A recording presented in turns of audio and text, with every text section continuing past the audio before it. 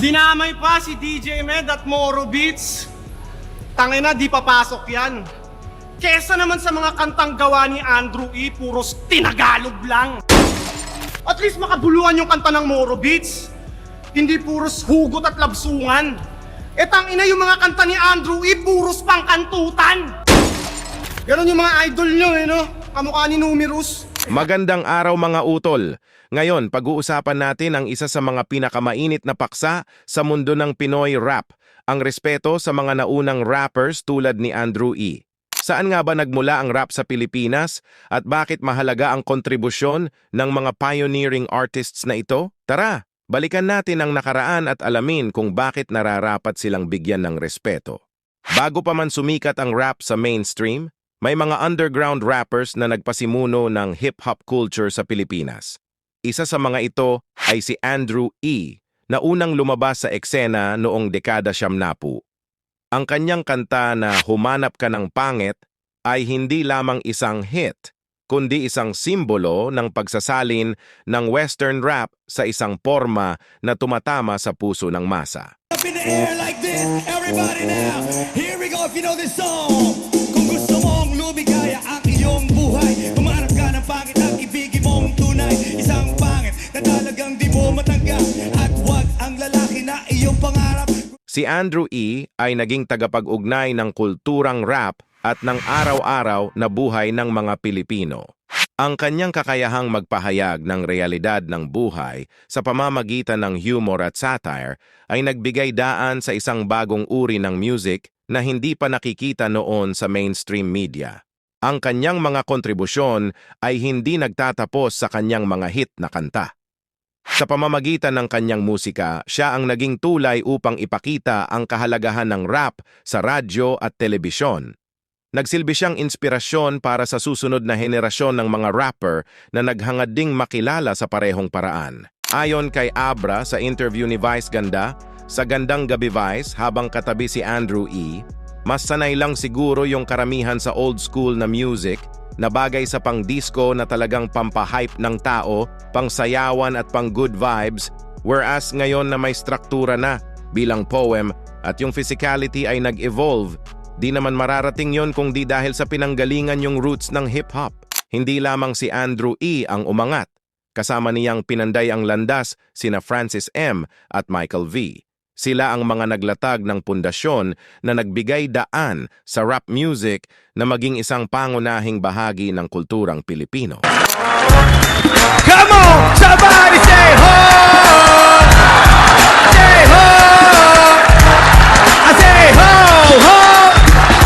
Kung gusto mong lumigaya ang iyong buhay, humanap ka ng pangit at ibigin mong tunay. Isang pangit na talagang di mo matanggap, at huwag ang lalaki na iyong pangarap. Kaya Chong, maganda ang piliin mo. Yung maganda ang ugali, maganda ang kalooban. Maganda kung pumorma at pihira kung magalit. Kung hindi, buhay mo'y magiging pangit.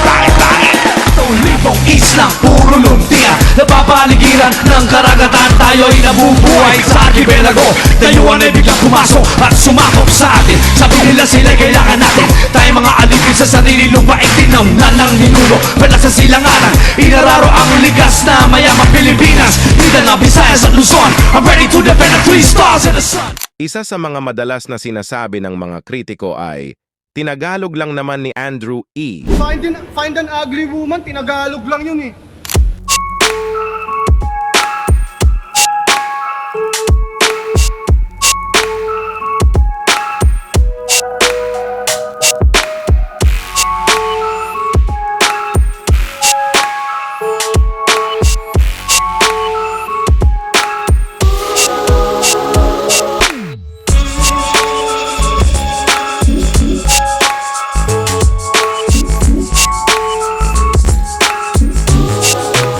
Pero ang totoo, hindi lang siya basta nagsalin ng wika. Lumikha siya ng isang estilo na sumasalamin sa buhay ng ordinaryong Pilipino. Ang kanyang mga kanta ay tumatalakay sa mga isyu ng lipunan at nagbibigay ng tinig sa mga taong madalas na hindi naririnig. Ang kanyang estilo ng storytelling na may halong humor at satire ay nagbigay ng bagong dimensyon sa rap music. Ang mga naunang rapper tulad nila Andrew E ay hindi lamang nagdala ng bagong tunog kundi ng bagong paraan ng pagtingin sa lipunan. Kung hindi siya nagsimula, baka hindi natin matutunan ang malalim na aspeto ng kultura ng Pinoy rap. Kapag ikinumpara ang mga naunang rapper gaya ni Andrew E. sa mga bagong henerasyon, makikita ang malaking pagkakaiba sa kanilang estilo. Ang mga bagong rapper ay mas agresibo, technical, at mataas ang antas ng flow. Sila ang mga nagdala ng bagong wave sa rap na mas moderno at kompleks.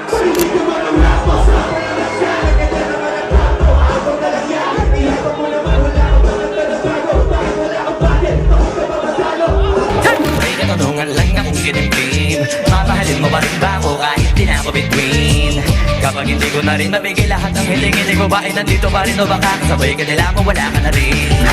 Kakamumaga, haring araw, tulala sa kaning bahaw. Panahoy na nabusog sa lumalabang alingasaw. Nabayad kainit ang hali ang ininit na tiis lang anak sa parang minumuglas siligang. Ngunit hindi natin dapat kalimutan na ang mga bagong estilo ay umuusbong mula sa pundasyon na itinayo ng mga naunang artista. Ang paggalang sa mga naunang rapper ay isang pagkilala sa kanilang papel sa pagbuo ng landas para sa mga susunod na henerasyon. Ang mga makabagong rappers ay utang ang kanilang tagumpay sa mga pioneer na nagbigay daan. Dapat ang old school, yan ang nililingon, ang new school, yan ang ginagabayan. Kung ako talaga, mahal ko yung rap. Aaralin ko talaga kung ano yung mga pinakamulaan ng ganyan-ganyan. Aaralin ko yung new school, ay yung old school. Pati new school. New school. Sa akin tol, respeto na lang sa isa't isa eh. Diba? New school, syempre sila yung nasa panahon ngayon. Pero iba yung old school kasi mahirap yung sitwasyon. Ako, bahagi ako ng old school eh. Kasi nung mga panahon namin, wala pang recording studio. Wala pang recording studio tol. Nag-record kami sa cassette tape lang, tapos gano'n lang. Mahirap din talaga yung pinagdaanan ng old school. Ng old school. Hindi rin Saka, dito. wala pang mga rap contest sa TV noon. Talagang maghahanap ka ng sarili. Bubungkalin mo yung pangalan mo talaga para makita ng mga tao.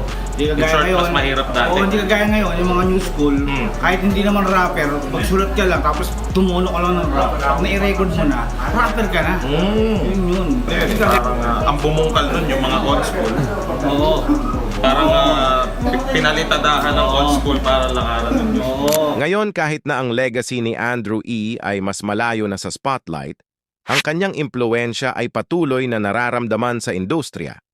Maraming mga bagong rapper ang gumagamit ng kanyang estilo at technique, ang storytelling na may kasamang satire at humor. Ang kanyang kontribusyon ay naging mahalagang bahagi ng pag-usbong ng rap sa Pilipinas. Si Andrew E. ay hindi lamang lumaban para sa kanyang sarili, kundi para sa buong komunidad ng hip-hop na noong panahong iyon ay minamaliit. Ang kanyang pagsusumikap ay naging dahilan kung bakit ang rap ay tinanggap at nire-respeto sa mainstream. Pero alam mo, hindi alam to ng mga tao na ang dami mong rejection na pinagdaanan. Oh, yeah. Nag-audition ka sa napakaraming, nag-commercial ka. Grabe yung story nung nag-audition ka sa That's Entertainment. Alam ko na 10 sa 100 na mag-audition sa pag-artista, it's because gusto nila maging artista, right? Ako hindi. Ang gusto ko lang talaga mangyari is makita yung talent ko kasi yung talent ko is so unique. Oh, nagra-rap. Yung nagra-rap na ganyan na at that time wala pang hindi pa kilala, hindi pa well-versed. Dahil hindi pa, before Andrew E. na Pinoy rapper, walang rapper sa Pilipinas. Wala. Diba?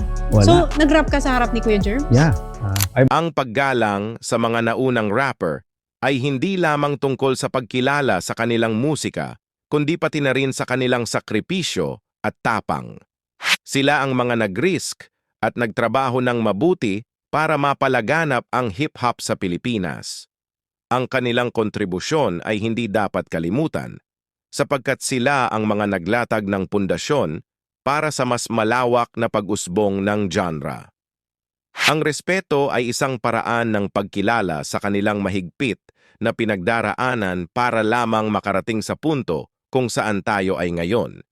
Kung wala sila, baka hindi tayo magkakaroon ng new school rap na pinapanood natin ngayon. Pag nakikita mo yung mga bata sa TikTok na nirarap yung mga kanta mo, Yung mga bata, yung mga di ba, anong pakiramdam?